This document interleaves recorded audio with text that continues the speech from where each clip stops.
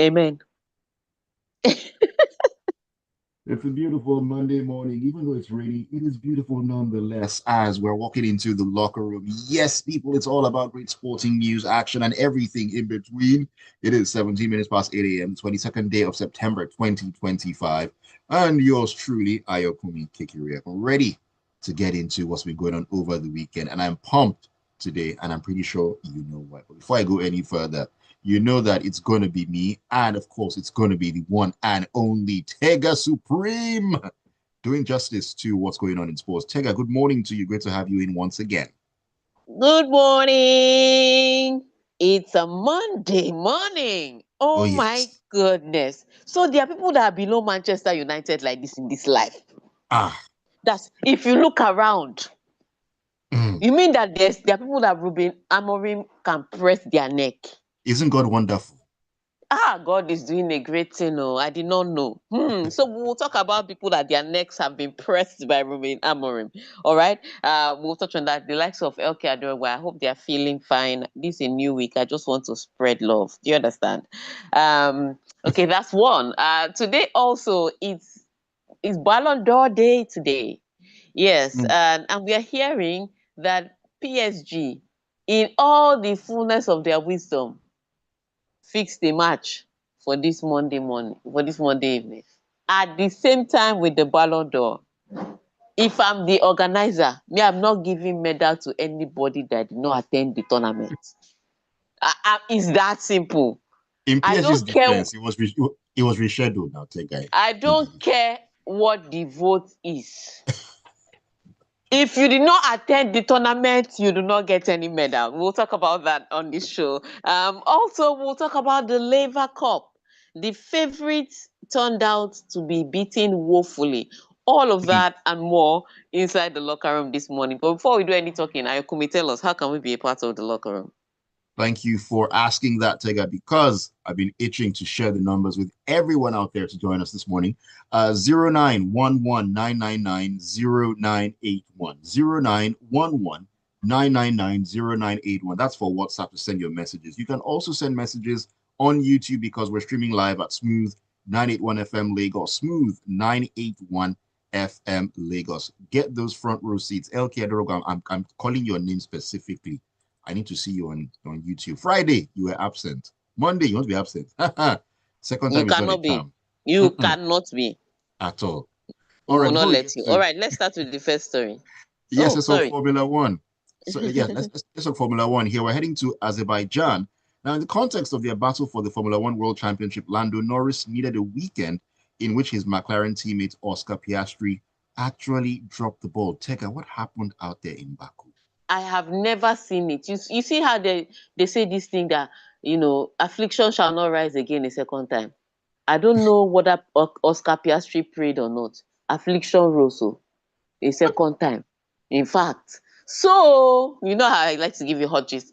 You know how it starts with the weekend. There's a free practice sessions, one, two, three. Then there's a qualifying, and then there is the race itself. And Mhm. and Oscar Piastri comes into this weekend. He's 31 points ahead of Lando Norris, and he didn't like the way last weekend ended. They had to explain to him why they did the driver swap and what happened in the pit lane, yada yada yada, blah blah blah. He said, "Okay, I'm not going to be angry too much because at the end of the day, I'm still 31 points clear, so I can make up for it this weekend." Hmm. Turns out this weekend, Azerbaijan just went crazy. First of all, you know that Azerbaijan is a street circuit. They Mm. had 6 red flags during the qualifying session.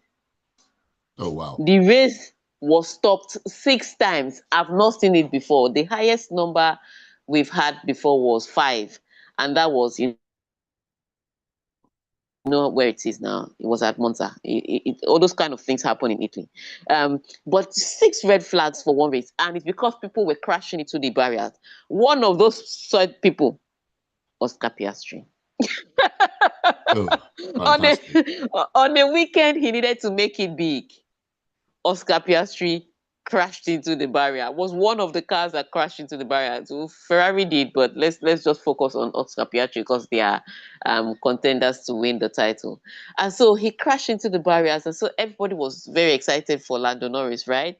That since he crashed into the barrier, Lando Norris was going to take advantage of this, finish up higher in the race, and then close the gap from that 31 points. And so they were able to put his car together. In fact, according to their CEO Stella, he said that the two crews, Lando Norris engineers joined Oscar Piastri's engineers just so that they can get his car ready for the race on Sunday. Wow, we're like, okay, I like team spirit. Sunday, that's how the race started. First of all, Oscar Piastri was starting in 10th. The race started, he jump started the race.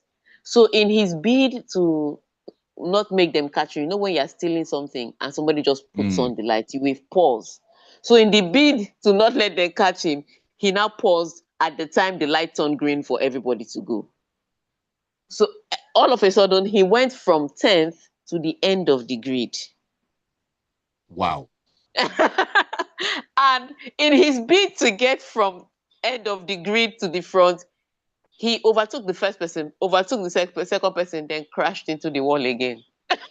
Just Come the same on. spot. The same spot he crashed in on Saturday. It was like deja vu. It was the most ridiculous thing. And so I've never, I mean, everybody was talking about it. Oscar Piastri is one of the most level headed people. So you don't expect him to make those mistakes back Right. to back. Yes, 2 days in a row. But his race was over, and there was an opportunity for Lando Norris to win the race. Unfortunately for Lando Norris, he had Charles Leclerc and Lewis Hamilton bottling him in. So it was Charles Leclerc in front at some point, and then Lewis Hamilton behind. And so he's trying to overtake Charles Leclerc, and Lewis Hamilton is trying to overtake him. So instead of attacking Charles Leclerc, he was trying to fend off Lewis Hamilton. It was just a bad day for for Lando Norris. And to make matters worse, when he got into his pit lane, his right front tire refused to come off quickly. So he lost more time in the pit lane. And then he now came out behind a battle of two cars that were trying to overtake each other. So all in all, with all that has happened, Oscar Piastri had the praying grandmother. Because regardless of the fact that he crashed out early in the race, Lando Norris wasn't able to finish higher up the grid and wasn't able to dramatically close the gap. So yeah, that driver's title race is still open. Ultimately, Max Verstappen won the race, but you can be shocked. Max Verstappen is winning back-to-back races, and usually that will be the conversation that Max Verstappen has gotten back into the drivers' championship, and maybe the sacking. Of what's his name now? The sacking of the former CEO has worked out for him because somehow he seems to be winning races now. But that's not the headline. The headline Right. is Oscar Piastri crashed, but Lando Norris couldn't make a headway. It's like praying for somebody to die so that you can inherit their shoe. Then they die, and the shoe is now oversized. That's what happened to Lando Or Norris. oversized or worse, undersized. Undersized, one of the two. Goodness gracious. Well, things are heating up. And I think Max probably is looking to see, it seems like there's a way back for me into this one. Will Yes, there be it is not, it's not mathematically impossible, but yeah, it seems a journey too far. Let's see how it goes. If hmm, McLaren gets their act right, and because of what has happened in these back-to-back races, I think they will get their act right. well, let's see if McLaren will play Tottenham and actually bottle. We'll see. Anyways, from Formula One, let's talk what's going on in athletics, where the World Championships in Tokyo produced two standout performances from Paul Volta, Armand Duplantis, and Sydney McLaughlin Leveron as well. Tokyo heating things up. Yes, Tokyo is over, but what a fantastic time we had. So yes, those two names, really destroying records, were the stars, were some of the stars on the show. But yesterday was the time. You know how it is. It was relay time, and let me tell you how interesting it is, so that people understand. It rained heavily in Tokyo yesterday, heavily, so that even I think the shot put had to be pushed back because Mm. the circle was so slippery because of the rain. That's how heavy it rained. But still, the relays went on. And then with the relays going on, you understand what happened again. Drama. So remember, the 4x400 meters, America, um, when the qualifying was done, America didn't make it through. They were impeded in the 4x400 meters, ended up finishing sixth in their race, but they appealed and then they were allowed to race against Kenya for a spot in the final. So they got into that final by the whiskers and they were put in lane one. Turns out that they made it to the final. They thought they were going to be able to win. Benjamin Rai was the one that took the last leg, but he's a hodler. Unfortunately for them, the Africans had the best flat 400 meter sprinters. Botswana had, of course, Kebina Chippy. Do you know how to pronounce his name now? Say it, let me Yes, hear. I do. Yeah, say Maybe it. not chippy. It's not hard. It's not hard. So they had Kebina Chippy and Ndori. So Botswana was clear favorites. But South Africa also had Nene. And those were the guys that finished the last leg of the race. So even if Benjamin Rice started the final lap of the 4x400 meters with a little gap between him and the rest, because he had Kebina Chippy and Nene, they closed up the gap. In fact, I think that the only reason that US came won silver in that and not bronze was because Nene did not dip in time. Because he Mm. was struggling so hard to catch up with Kevin Achipi, he didn't realize where they had reached the finish line because there was no way he shouldn't have finished in silver. He was that close to just peeping. In fact, US and South Africa had the same finish time. But it came down to the Interesting. thousandth of a second. So congratulations to Africa winning the first world medal in the 4x400. We took that from the USA. Comes back to the 4x4 by 100 meters, and of course the US took it, men and women. There was no argument there. We couldn't even fight. when the 100-meter doubles champion is running for the US, and then you look at Noala's Benaric on the men's side, there was only one clear winner, so the US took it. So it was a brilliant Tokyo tournament all around. Unfortunately for Nigeria, we could come away with only one medal, and that was the silver medal of Toby Amusan. But well done all around for the African continent. I think Kenya finished second place with 6 gold medals, so brilliant one for them. United States of America, as usual, went home with the highest number of medals. Again, they usually come in with the highest number of contingents anyways. So, Mm.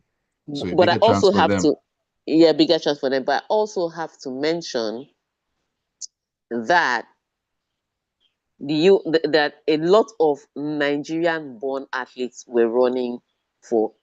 I kid you. I think if we check, we had the highest number of Nigerian of athletes of Nigerian descent at these World Championships. Hmm. So You just see somebody, in Esther essence, we had a Ellis. large Nigerian contingent. I kid you not, and they all had knew one or two things from their language. We saw some people of Igbo descent, we saw some people of Yoruba, and they all knew one or two things in their language, or they knew some version of Pidgin, regardless of the country they're running from. But we had a large number. You would not believe who was Nigerian. And that just says so much So about the much, yeah. All possibilities. right. On that note, let's take a quick break. When we come back, it's football time. Yes, Football. indeed. All the way. Yes, we are going straight to football. We don't have time for Lever Cup. I said I want to put one line in the Lever Cup. We don't really have time. We'll just jump into United Chelsea and then we'll just move on from there. Yeah. Arsenal escape banter. Oh. Don't Ah. mind them. Match that they should have won. You see what I tell people about this Mikel Arteta? You cannot go anywhere. If you like, give him Mercedes Benz, he will still drive it like wheelbarrow. Rather. Like wheelbarrow. It's such an I was watching it, I was like, okay, Arsenal, at least this season, you understand, when you've had 2 seasons of bad luck, third time is when you will learn lessons. It's as if they are walking backwards.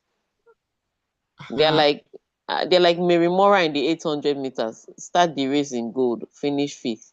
Very rubbish people.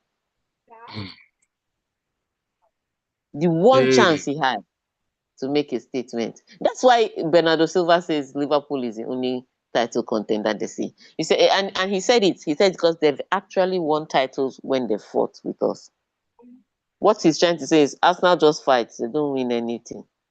they they fight. But at the end of the And day, then, they and do you chop sand. understand? And then you heard that, and then you come into the match and you didn't show him anything. It means that you are exactly what he says you are. This is not even an insult anymore. It's just a statement of fact. Ouch. We back? Not yet. We still have like a minute. Oh God. Yeah, adverts chop for Oh, this. don't complain, oh. Don't complain. Let's just be collecting adverts. Please, we want more ads. No, I'm not complaining. I'm just stating why we have like a minute left. That's all. I'm not complaining at We all. want ads. In fact, we are looking for sponsor. In fact, I'm going to announce because of the AFCON coming up, we have to have so that we can send somebody to Morocco. You have forgotten about AFCON self in December. AFCON is in Ah, December. Oh. Super December go really Eagles. dirty. Super December Eagles. go really dirty like this. It go dirty for me. I don't know if it will be dirty for Super Eagles. Me, I cannot put uh, my hope in sinking sand. My hope is built on nothing else than Jesus Christ. I, I, Believe in your Eagles. I cannot put my hope on sinking sand. The only jersey I have is Super Falcons jersey. People should call police. Super Eagles is still Nigerian jersey, all the same. Oh yes, that's I support Nigeria. I'm even going as Nigerian, but I cannot put my hope on sinking sand. It will shock you. Super Eagles will do it. They should shock me. I want to be shocked. I look forward to being shocked. I like I shock. second I second that motion. Just dive back in. All right, welcome into the second half of the locker room on a Monday morning here on the Smooth Breakfast. This is Smooth 98.1. Love music, love life, love sports as well. Ayokunmi Kekeriakun here. Enjoying a great Monday morning. Alongside me is the one and the only Tega Supreme, and we are doing supreme justice to what's going on or what's been going on in the sporting world. You get to share that with us this morning. WhatsApp and on YouTube. WhatsApp, the number is 0911 999 0981. Join the live stream on YouTube as well. Smooth 981 FM Lagos. Get that front row seat and leave your comments in the chat box as you always do. Tega, let's get into the world of football real quick and Yeah, talk. okay. So I know I said we're going to go straight into football, but I have to talk about Liverpool Cup because let me just All tell right, you. all right. So Okay. you know how they said Team Europe was supposed to be the overwhelming favorites. When you looked at the lineup on paper, Carlos Alcaraz, Sasha Zverev, Jakub Mensik, you name it, Kasper Ruud, they were all on the Europe side. Team World with Andragassi, pretty much their biggest names were Taylor Fritz and Alex de Minaur. Turns out on Friday they showed why they were favourites. In fact, people were even happy when Fonseca managed to win one match. But Friday is just 1 point. Mm, Saturday is 2 points. Team World swept Saturday. The matches I expected Team Europe to win were Taylor Fritz versus Alcaraz. Alcaraz was destroyed by Taylor Fritz for the first time ever. It was destroyed completely. And then Sasha Zverev lost to Dimino, in fact, in an embarrassing fashion. So those were where they dropped points. Day three was now where they're trying to make up points. Of course, Alcaraz did his thing. Unfortunately, Sasha Zverev could not do that. And so, even if Team Europe were favourites to win this, they lost the Lever Cup by 6 points. It mm, was not even it was not even 1.6 whole points. So yes, at the end of the day, the team won that wasn't favorites to win. And which is why I'm sure players like the other Americans didn't come. Blake Shelton didn't come. I think they believe that Team Europe was going to win it. I'm sure they're sitting down in San Francisco now, shaking their head that they were part of it because Team World actually shocked Team Europe and won it. All right, so let's talk. Speaking about shock, that was blue versus red. Team Europe is red, blue. Yes, Team Europe is blue, and Team World is red, and the red team won. Let's talk about how the red teams won all weekend, starting from Liverpool winning the Merseyside derby to Manchester United taking on Chelsea. Yes, indeed. And we're going to start with that game in Manchester, where Ruben Amorim actually want Man United to stop making life so complicated for themselves after they eased the pressure on their beleaguered boss with a 2-1 win against Chelsea on Saturday. In fact, he should be pulling Casemiro's ear, because I don't understand how you are an experienced player and you're making silly mistakes on the yellow card. But the way the match started, first of all, you could tell that Manchester United first of all, they had a long rest day. That was number one. But number two, they had a point to prove, because they came out of the blocks pretty quickly. It was like the referee blew the whistle, and before we could blink, they were all over Chelsea like white on rice. And I think that was it. The way that they aggressively attacked Chelsea didn't give Chelsea any minutes to settle down. So by the Hmm. time before Chelsea knew it, they had a black eye. You know, so Chelsea started the match on the back foot, defending from the blast of Wilson, and it led to one mistake after the other. And then to make matters worse, the red card now came in, and the red card came in, and I hate what Maresca did. He threw his player under the bus. He was like, I would rather have had Mbemo score the goal and have 11 men on the pitch than have Sanchez do the thing that he did. You don't throw your goalkeeper under the bus. Even if that's how you feel, you save that sentiment for the locker room. Right. In the press conference, you come out and say, "Oh, I understand what he was trying to do. People make mistakes, but we're going to learn from it. But don't throw your players under the bus. It's just bad behavior." But yes, Sanchez rushed out, made that mistake, took the red card, and then changes came in. And I think also Mariska has to take some of the blame, because yes, your goalkeeper had a red card, but does that mean you have to take out all the attacking players?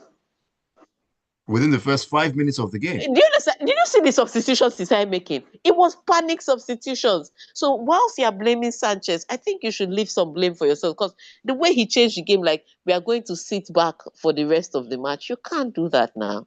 In which football match are you going to sit back for 90 minutes?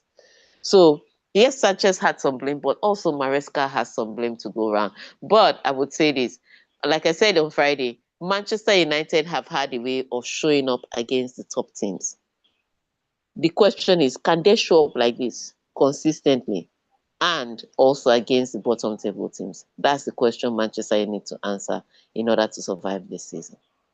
Hmm. Very, very important question. But I think Amorim will take that win every single day of the week and three times on Sunday as well. All right, from one red team, one red and blue team to another red and blue team, we're heading to the Emirates, where Gabriel Martinelli's last gasp equalizer gave Arsenal a 1-1 draw at home to Man City in the Premier League on Sunday, cancelling out Erling Haaland's early goal to give the Gunners a barely deserved point.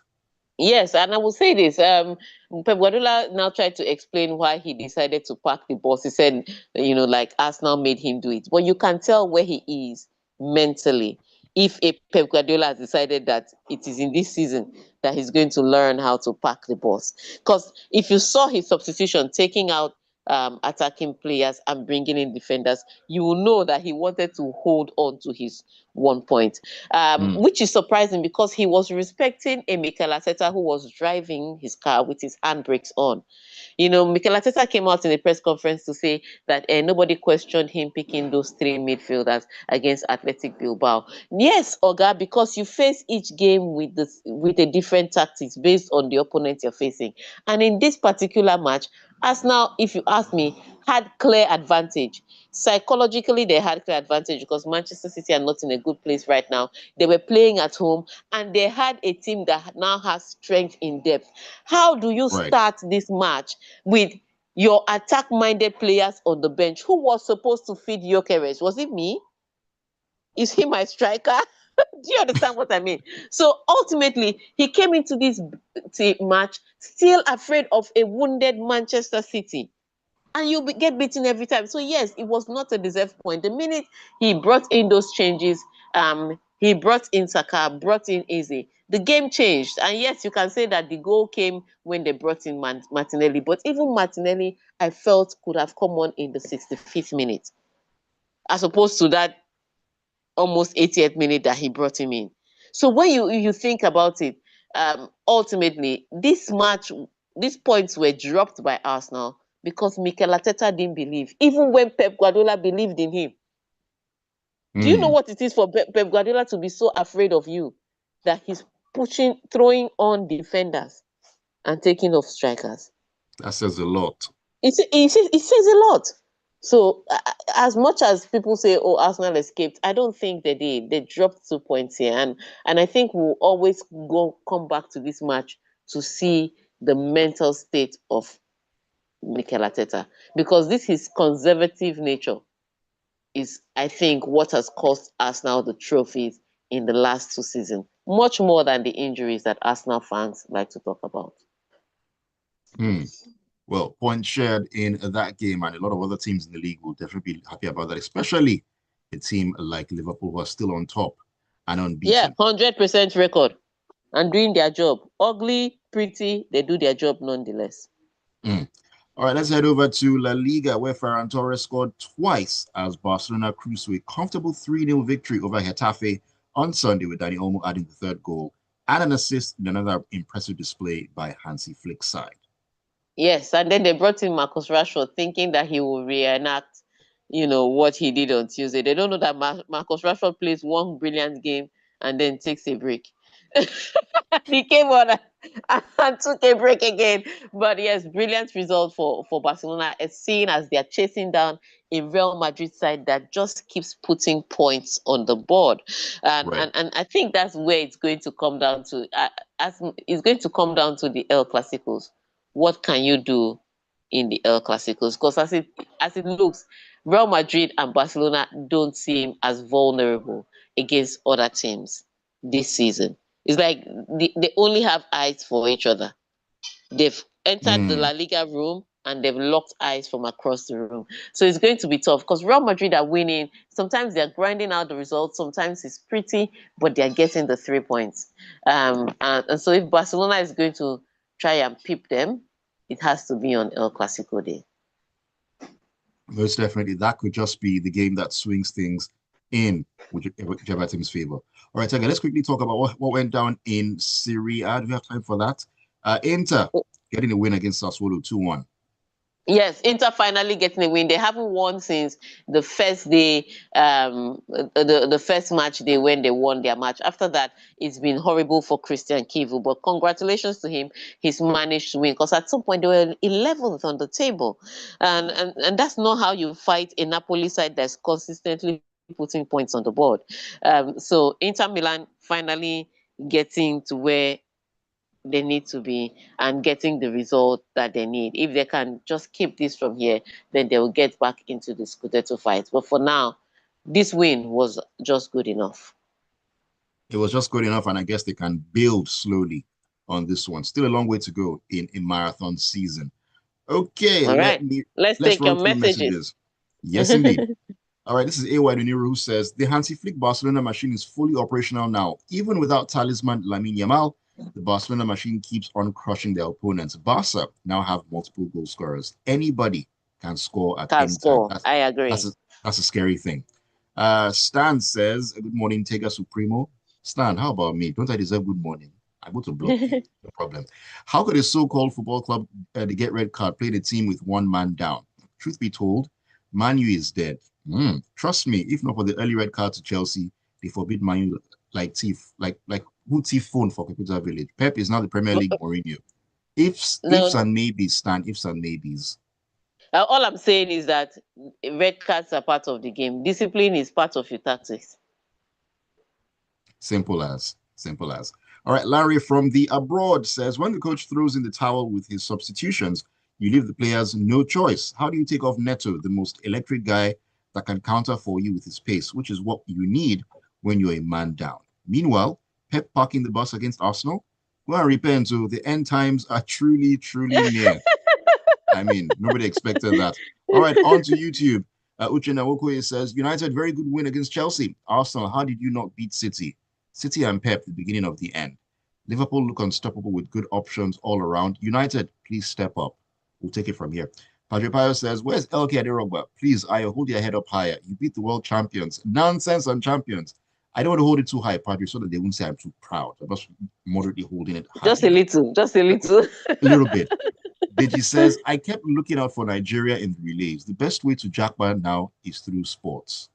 I think I have to Oh, agree so with you we on did. that one. Oh, you forgot how we messed up. We didn't go to the relays. Oh, Yes, we had the whole yeah, we had the registration whole issues and AFN. all that. Yes, the debacle with visa and all of this, as if they didn't know when we are going to go with the relays. So it's not like the athletes didn't qualify. We didn't even participate because AFN messed up one more time. So yeah, that's why we were not there. Rinse and repeat. And then Lucas says, rather, Intega's voice cracks me up every single time. And Ayofedada says, Casemiro used to get away with murder while he was at Madrid, where the refs always favored them. Now that he's in the EPL, in a team that doesn't get any favoritism from the refs, he's been exposed. I mean, he was very, very indisciplined with that second yellow, to be Yeah, that to was be very honest. silly to get that second yellow card. Very silly. And AY says, Rashford came on as a sub and set up the third goal. What game were you watching, Tega? Which set up which they go? Did you see how many blunders he had before he passed that ball? I was watching the entire game. You were watching one moment. Anyways, that's all we have this morning in the locker room. Tega, take us home. All right. On that note, I want to thank you all for your messages. Thank you for the Rashford support. Thank you for tuning in to Smooth 98.1 FM to listen to the locker room.